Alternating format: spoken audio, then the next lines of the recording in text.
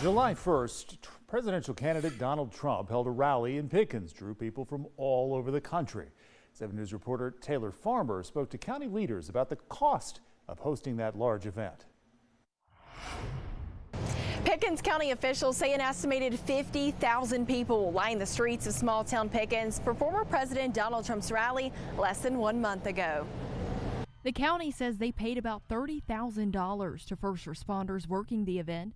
The city of Pickens also spent an additional $10,000 in setup cost. However, while many tell us they wonder why Trump's campaign didn't pay those costs, the county says it would have been foolish to send the campaign a bill. Under law, a campaign expense is an expense that influences the outcome of an election. The numbers that are getting tossed around that they left owing money in the city of Pickens, absolutely not true. We had a very successful event that day outside of the heat, and nobody went to jail. It was a peaceful event, and we was glad to have Mr. Trump in Pickens. Vice Chairman of Pickens County Council Roy Costner says whether you support Trump or not, having a former president visit the area is a historic event. He says the safety of those attending that event was their top priority. We're always going to do everything we can to keep the public safe, make sure that there are no problems.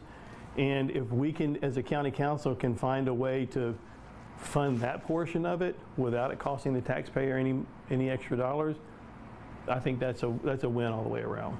County council members say the county will pay the expenses of the event at no cost to taxpayers using their A-tax money. The accommodations tax is the extra sales tax motels and hotels pay for short-term overnight guests. The county government collects about $250,000 of that a year. This year, they said they had $75,000 left over. The county adds the crowd that traveled to Pickens was about 16 times bigger than the city's population. County leaders say the event was beneficial to both the city and the county and believe it was a success from start to finish. In Pickens, Taylor Farmer, 7 News. County points out again it was Senator Lindsey Graham who initially asked the city to allow the former president to speak at their Independence Day celebration.